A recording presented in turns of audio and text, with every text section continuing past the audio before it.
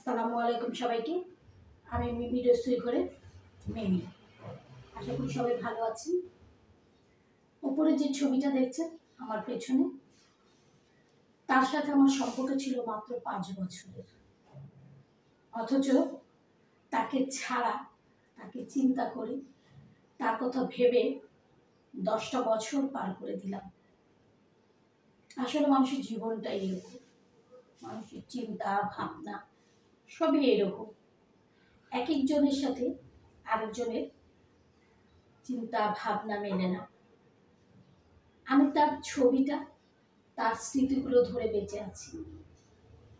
আমার বাচ্চার মুখের দিকে তাকিয়ে বেঁচে আছি। আসলে ভালোবাসার অনেক রং। এই ভালোবাসার অনেক রং কিন্তু প্রতিশ্রুতিও অনেক। এটা এক একজনের কাছে এক এক রকম। এই যে এই ছবিটা কিন্তু আমাকে অনেক মনের শক্তি যোগায়। এই ছবিটা আমি ঘরের এমন একটা জায়গায় রেখেছি যেখানে কিনা আমি আমার পুরো ফ্ল্যাটে যেখানেই যাই না কেন, এই ছবিটা আমার মনে হয় চোখটা কথা বলে আমার সাথে।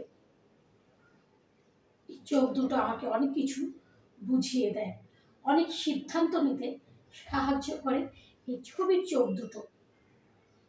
বেঁচে থাকতে বা বেঁচে থাকলে হয়তো তার চোখ দুটো আমাকে এভাবে যে কোনো কাজে উৎসাহ বা নিরুৎসাহ করতে পারত না।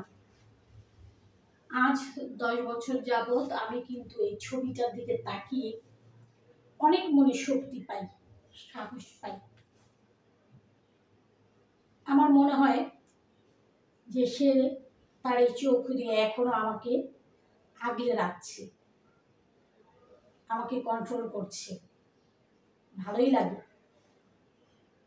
জীবিত মানুষ অনেক কিছুই করে, কিন্তু তার সেই সব ভালো দিকগুলোকে নিয়ে বেঁচে থাকতে হয়। আমরা যারা বেঁচে আছি ঠিক তেমনি আমিও আছি।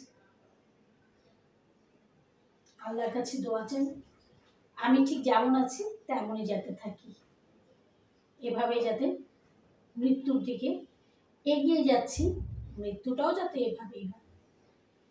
এই চোখ দুটোর দিকে তাকিয়ে যে সশরীরে পৃথিবীতে না থেকেও আমার সঙ্গে আছে, এই চোখ দুটোর দিকে তাকালেই আমি অনেক ভরসা পাই। নিজেকে যে কোনো কিছু থেকে ভালো মন্দ বিবেচনা করে রক্ষা করতে পারি। বেশি কিছু বলবো না। আজ খুব ইচ্ছে করছিল ছবিটার মানুষটার সাথে অনেককেই পরিচয় করিয়ে দিতে। আমার মিমির রসুই ঘরে যারা ফলোয়ার আছেন তারা অনেকেই এই মানুষটাকে চেনে না। শুধুমাত্র তাকে পরিচয় করিয়ে দেওয়ার জন্যই আজকের এই পোস্টটা। আরেকটা কথা, সেটা হচ্ছে জীবিত থাকলেই যে ভালোবাসা থাকবে, একটা মানুষ বেঁচে থাকলে যে তার জন্য অনুভূতিটা থাকবে, তা কিন্তু না।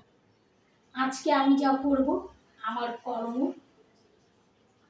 আমার কর্মফল সেগুলো কিন্তু আমি মৃত্যুর পরে পাবো। আমার ভালো দিকগুলো নিয়ে যারা বেঁচে থাকবে, আমাকে যারা স্মরণ করবে, আমাকে যারা ভালোবাসবে, আমি মারা যাওয়ার পরে। আল্লাহ হাফেজ।